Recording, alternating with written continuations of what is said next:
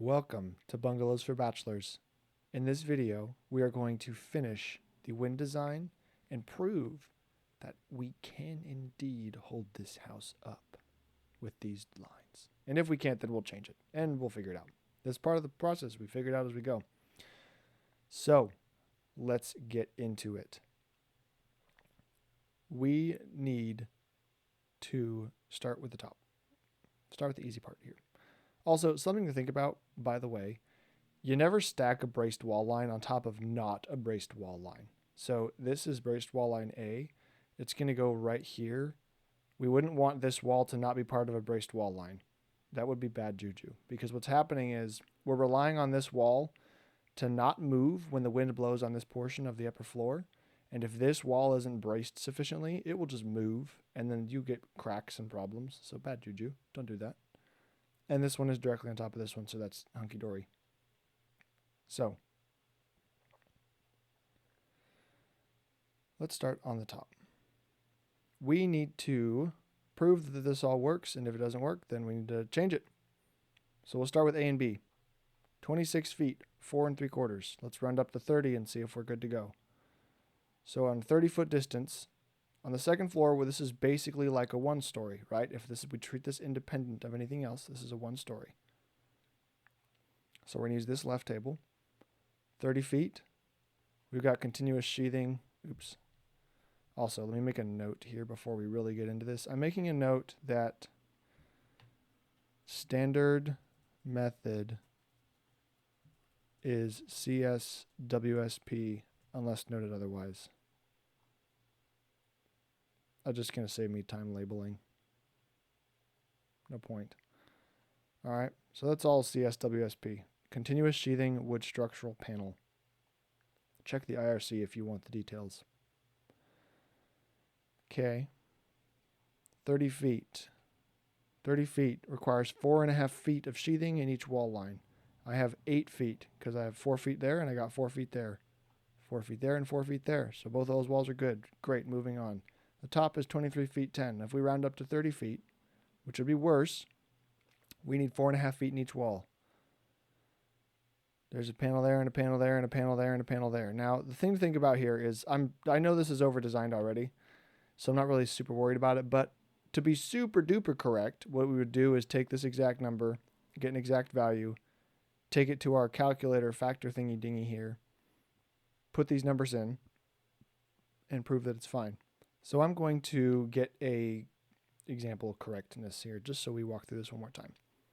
So still, I'm going to overestimate to 30 feet between A and B. 30 feet needs 4.5 feet. So I'll go to my here. 4.5 feet. Boom.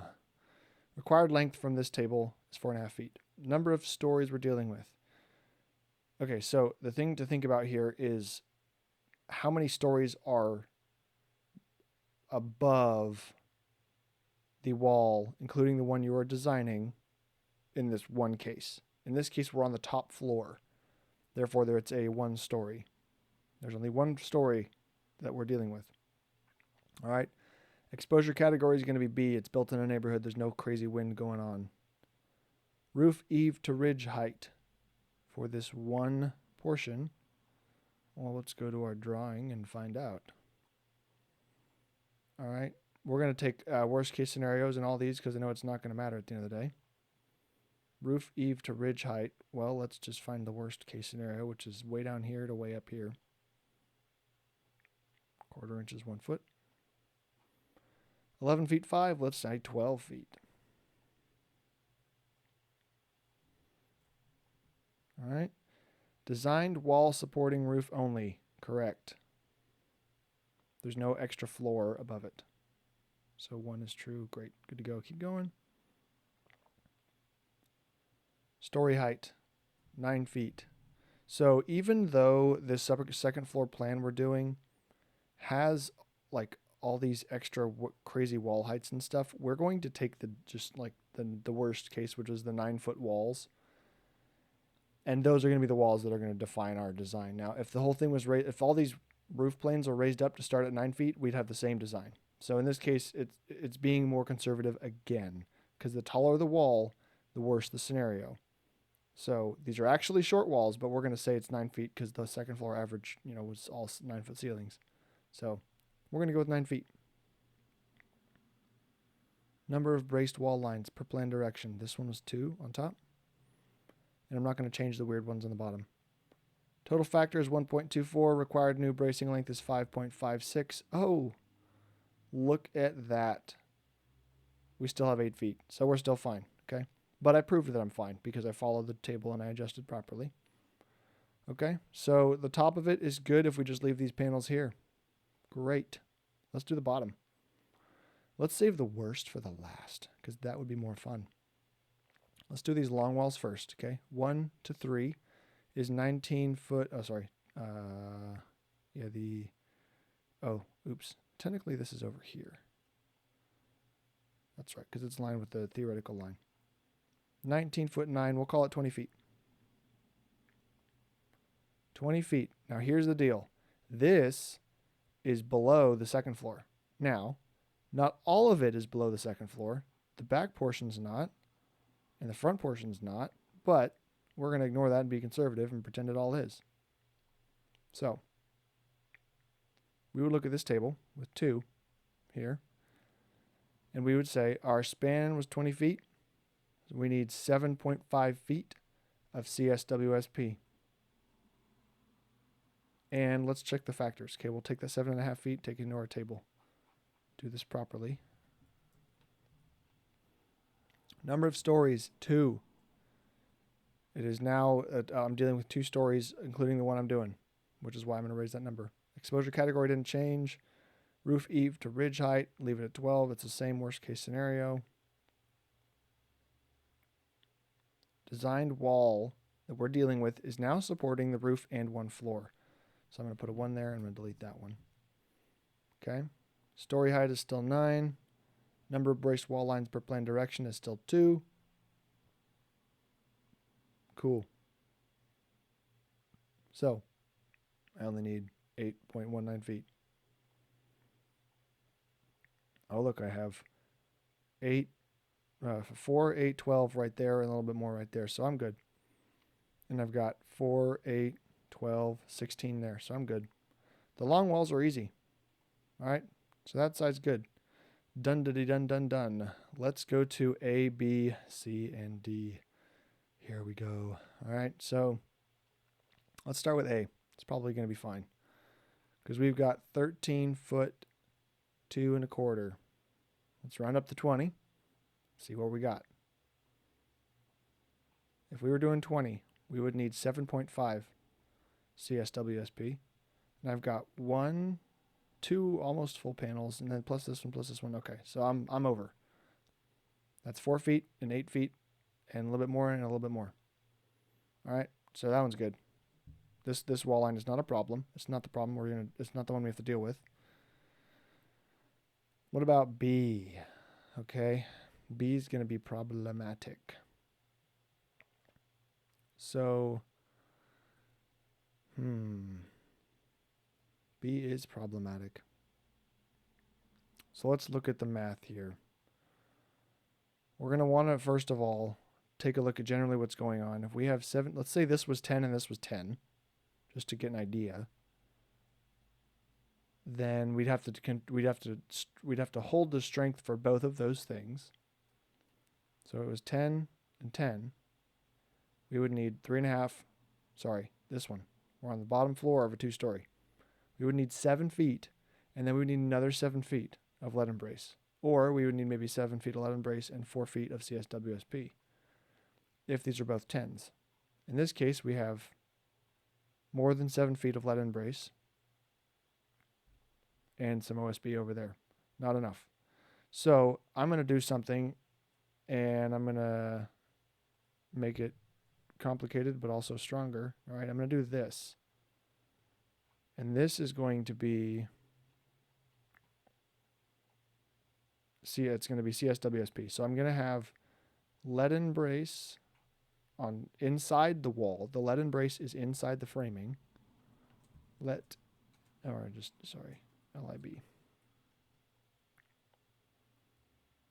So the let and brace is going to be that one on that side. And this is going to be CS WSP. Well, I don't need to label it, but I'm going to in this case because I put two lines next to each other. How much length does that give me? It gives me 9'5". Okay. Great. So let's go back at the numbers and let's figure out exactly how much we need. So this is 13.2. Let's round up to 13.5. This is 17. So we have, let me write this down now because we're going to need to do math. 13.5 and 17. Here we go. 13.5 and 17. I wrote them there because they're both between here.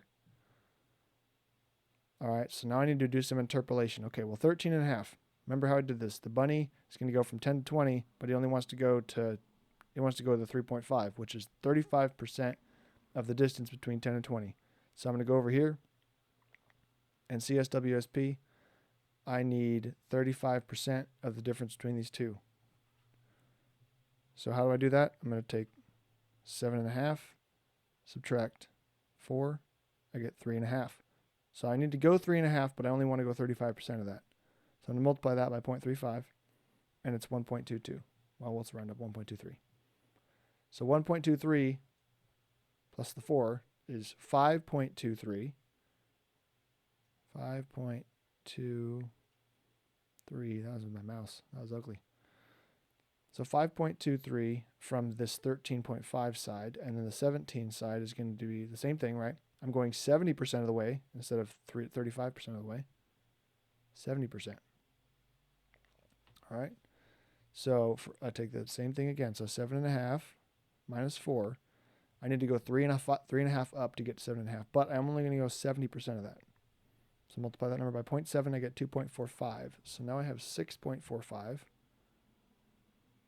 6.45 that I need of CSWSP. So the first thing I want to know is, can I solve this whole problem with just the CSWSP?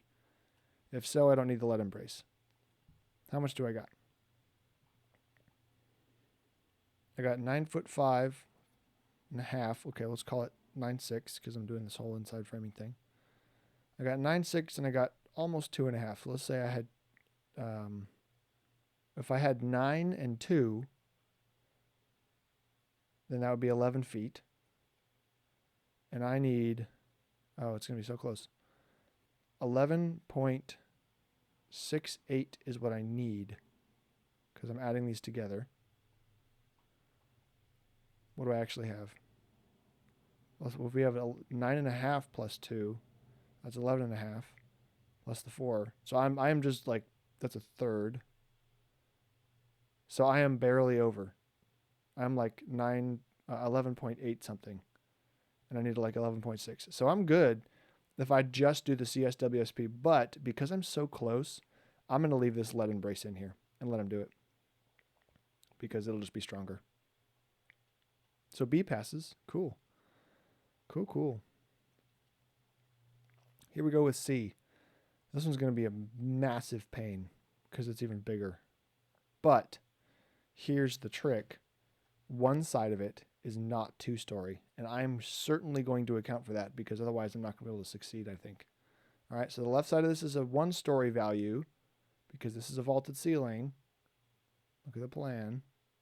It's this thing right here. That's a 1-story chunk. That's the 2-story chunk. Okay? So what are my two numbers that I need? All right. Well, I'm using CSWSP, and when I do this portal here, it's going to be kind of like the same effective length method that we need. It's the panel length I'm considering. So let's do that. I need to check the CSWSP charts. So get rid of my junk here. Okay. So one distance is 17 feet and the other distance is 23 feet, let's say. 17 and 23. let's get to work in here. So I got 17 and 23. So I should not have deleted that number over there because it was the one I needed, right? So 17 is 70% of the way between 10 and 20. So that number, which I already forgot, well, the 2.45 plus the 4. Okay, 6.45 was that number. 6.45 is the length I need from that side. And, oh, you know, we forgot. I'm sorry. This is how easily I forget these things too. I need to go back and check the factors on that to make sure, especially because it was so close on B. But for now, let's continue with C. 23 is 30% of the way between 20 and 30 because the 3. So I need 30% of the way between this number and this number. Oh, sorry. No, this is a 1 story, so I can use this table. 30% of the way between 3.5, 4.5. Well, the difference between these two is 1. Therefore, I'm going to go 0.3. So 3.8. Mental math, you know. 3.8. Okay, if I add those together, then I have, that would be 9. So this is 10.25.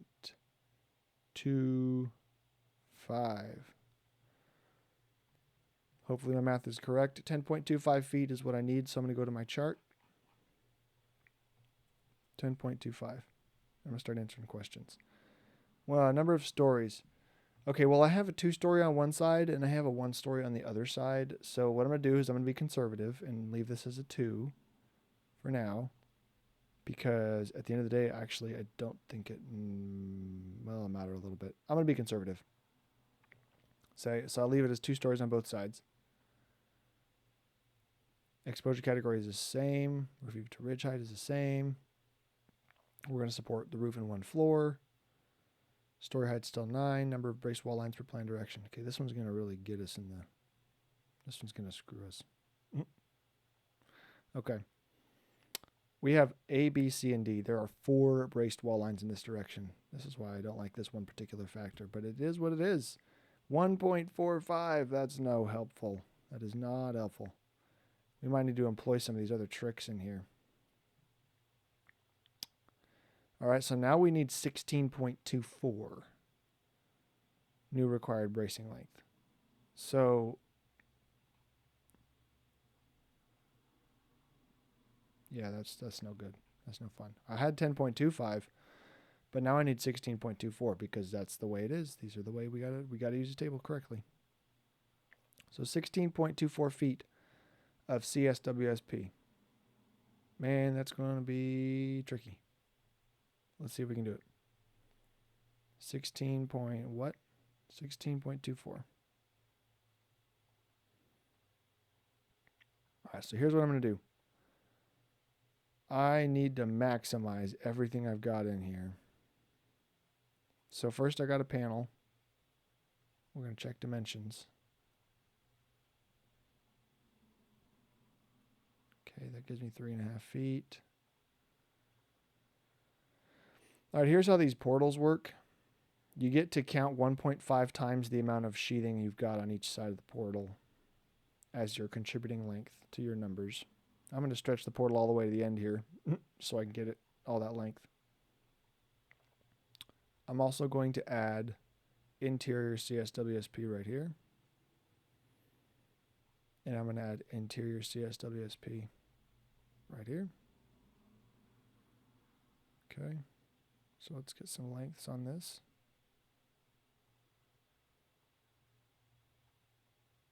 That one's that length. This one is 1'11". Okay. So even if I do it just like this and I leave this I need to add a label to this. Oh dear. This is going to be continuous sheathed portal frame. Right here. That's what this big long dude is. Okay. So let me add up all of my length here. Okay. So starting on the left, I've got 3.5 inches. I'm going to do all the inches first. 3.5 inches plus 11 inches plus 7 inches plus, oops, let me do that again. So 3.5 plus 11. I get to multiply that whole thing by 1.5. So I'm actually going to do that in feet first. 1 foot 3 is 1.25 feet. 1 foot 11 is almost 2 feet. Let's just call it 2 feet. 1.25 feet plus 2 feet. So 3.25 feet on between both sides of that portal. I get to multiply that by 1.5. So I'm contributing 4.875 feet to this thing. And then there's a 3'7" next. So I'm going to round down to 3'6", 3.5 feet. And then I've got a 3'6" by the front door. And then I've got a 3'4", which is 3.333. I'm at 15.2. Okay, so I'm theoretically got 15.2 feet of strength in this assembly. And I needed more. I needed 16.24. So either, here's how this works. The whole point is to prove that this is like, not going to fall over, right? So either I try to get more accurate, or I throw more stuff in, or I change my wall layouts and stuff like that. I mean, there's a number of things I could do. In this case, I'm going to try adding something here. I'm going to try to make this a portal frame on the outside of the house. You can do a one-sided portal frame. That's totally fine. So let me try that. I need to find out how many inches I need next to this door in order to do the portal. Actually, the minimum is 16. So I'm just going to go with that. I need 16 inches next to this door. 1 foot 3.25. Okay, that's almost 16. So what I'm going to do is I'm going to say this over here, and I'm going to say min 16-inch portal. Okay, put that right here. That's going to apply to this. And now this is going to go over here. And I get to count 16 inches times 1.5 towards contributing. So I had 15.2. Don't let me forget that. I'm going to write it down. 15.2. And I'm adding 16 inches divided by 12 is 1.3. So I'll multiply that 1.5. It's 2 feet. I am adding 2 feet to 15.2. And I'm at 17.2, which is above my requirement. So I'm happy. Cool. Copy the CSPF. Put the CSPF right here. Okay, so there's a little portal on the one side. So that means the header of this door is going to shoot out farther to here, overlap the sheathing panel, and get nailed in a special way. And I need a 16 inches here, so the door's going to have to scoot over a little bit. All right, same thing, portal here, good to go. All right. So that's how we solve that problem. That was real nasty. Let's see if we're not super nasty on letter B as well. We might be in a little bit of a pickle. But we've got more wall to work with in here. It's just going to be more of a pain. So, letter B. Let's go back and look at those numbers. So we needed the 6.45, and we needed the other one that was not the 17. What was it? 13, and so 3 inches. 13.25.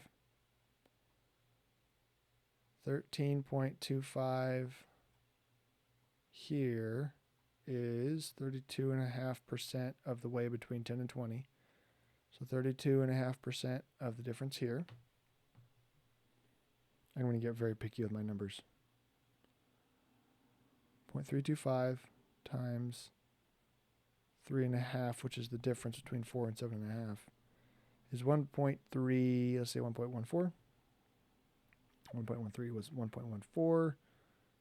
1.14 plus 4 is 5.14 requirement. So I need 5.14 from one side and then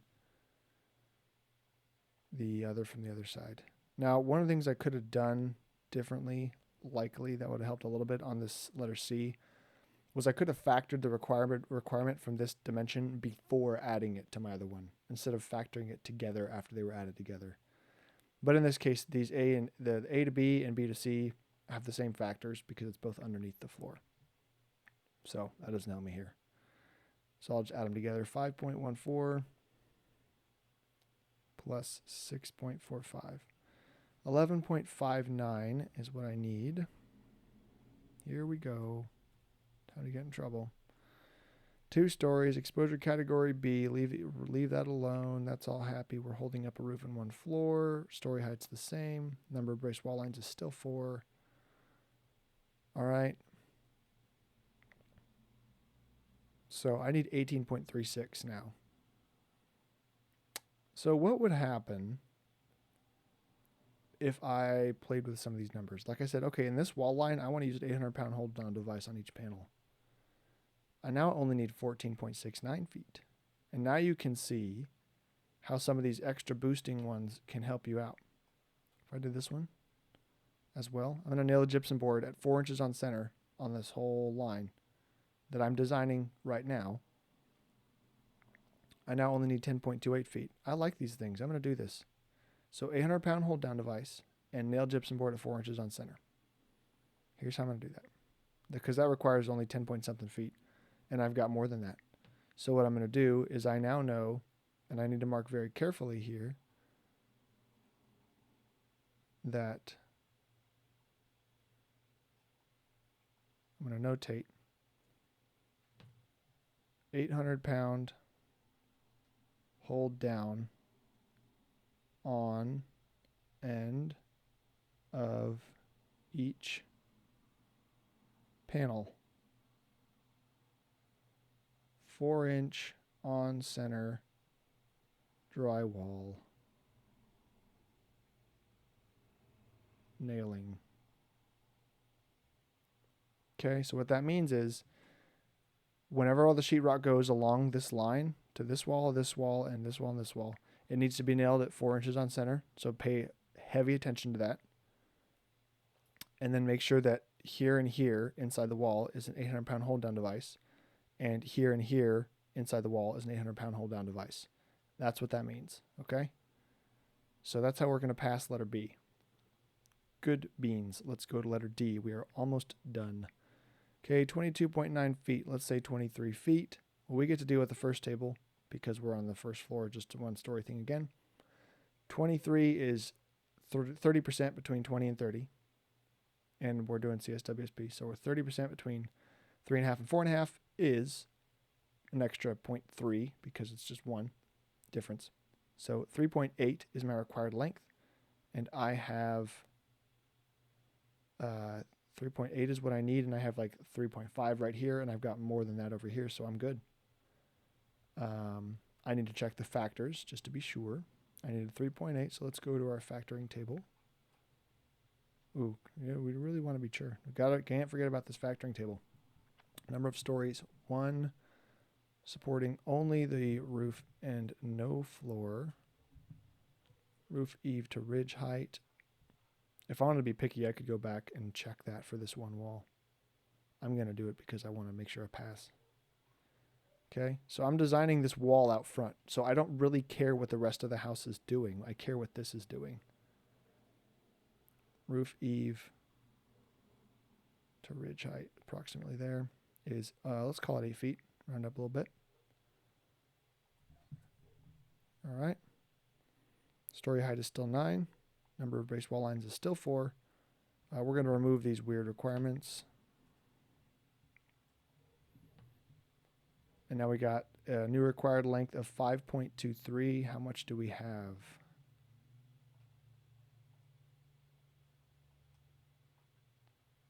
Okay, we got 2 foot plus 3 foot is 5, and 10 inches plus 5 is way more. So I'm still good. I'm still good after factoring, and I didn't change anything because I paid attention to my numbers. Cool. So I'm going to follow this plan, and I know I'll be good. The last thing we're going to check is the hold down on the end condition hold downs. All right, so what I'm going to do is I need to make sure the end of each of these braced wall lines is held down properly. And the first thing I'm going to do is I'm going to check A, okay, the beginning and the end. First of all, do I have a 4-foot panel? I do here, so I'm good. I don't here, but I have a bigger than 2-foot return panel on the other side, on the other side of the corner, so I'm good. If you want to know the requirements for these, check there's pictures of it in the IRC. Go look. Okay, what about here? Well, on this end, I do have a 4-foot sheet of CSWSB because I'm all the way inside the wall. And I don't here, I got a little tiny one, and I have no return panel. So either I add a hold down, 800 pound hold down device on the end of this thing, or I just take a panel from the outside and claim it here and say, you know what, I got a return panel now. Oops, put it on the wall. So now I'm holding that wall down a little tighter. And then that makes B good. C, I do not have a 4-foot sheet here.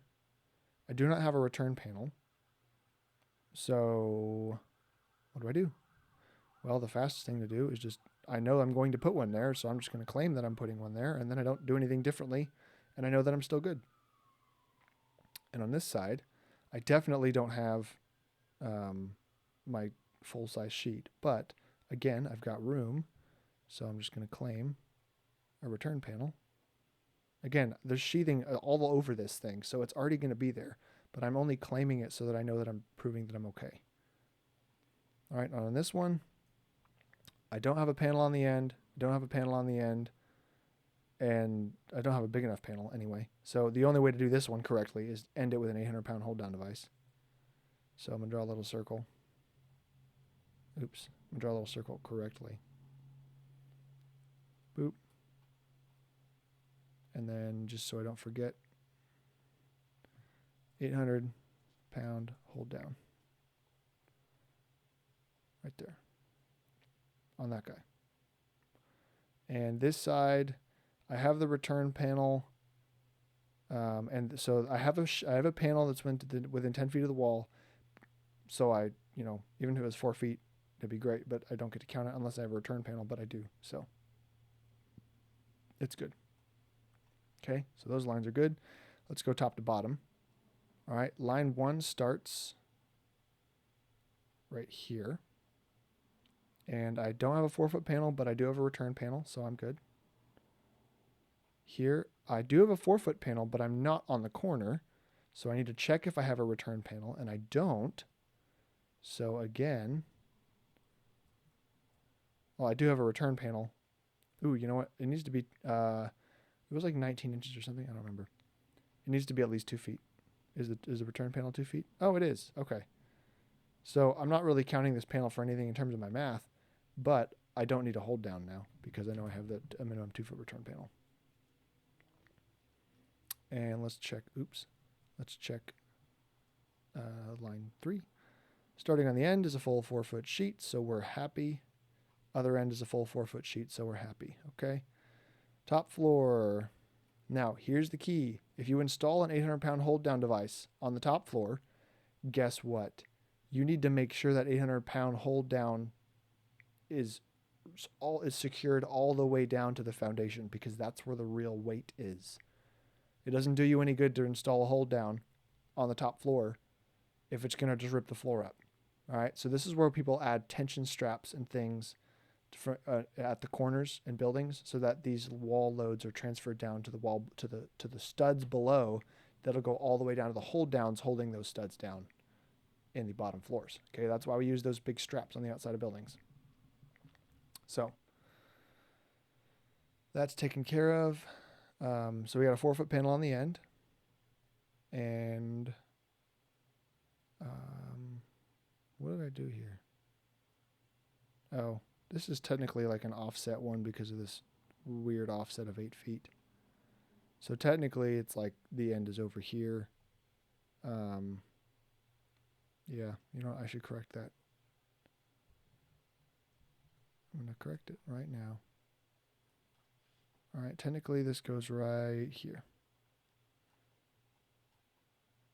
And my math only changes a tiny bit. Well, my math doesn't change. Everything's still fine. But this moves over to here-ish.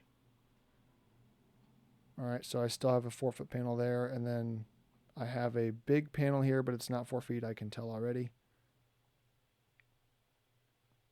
That's not a 4-foot panel.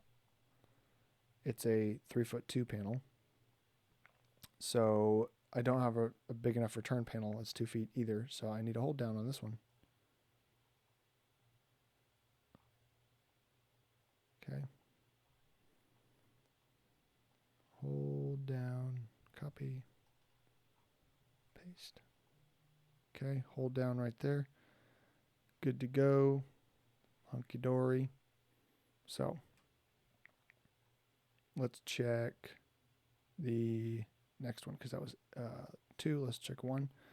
I do not have a big panel in the beginning, but I definitely could have a return panel here. These are not,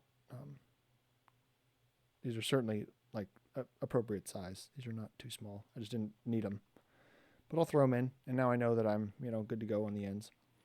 Okay, on this one, this is like tiny amount of wall in the corner. So I need hold down. I need a hold down. And I'm going to need one over on this wall too. I'll do this wall next. Okay, so again, I got a 4-foot panel, but I'm not in the corner, and I don't have a return panel. So I need that 800-pound hold down. That is the same on both sides of this corner. All right, and this wall goes this way, terminates in a 4-foot sheet. I think it's a 4-foot sheet, but even if it's not, I got a return panel, so I'm good. And then this one is a 4-foot, 4-foot. Okay, cool. So I'm good. I'm done. I'm done. I'm out. This is designed. I hope you have enjoyed learning about framing. If you have any questions, join those BFB Success Team calls, and you can learn more. I will happily answer more questions. Thank you.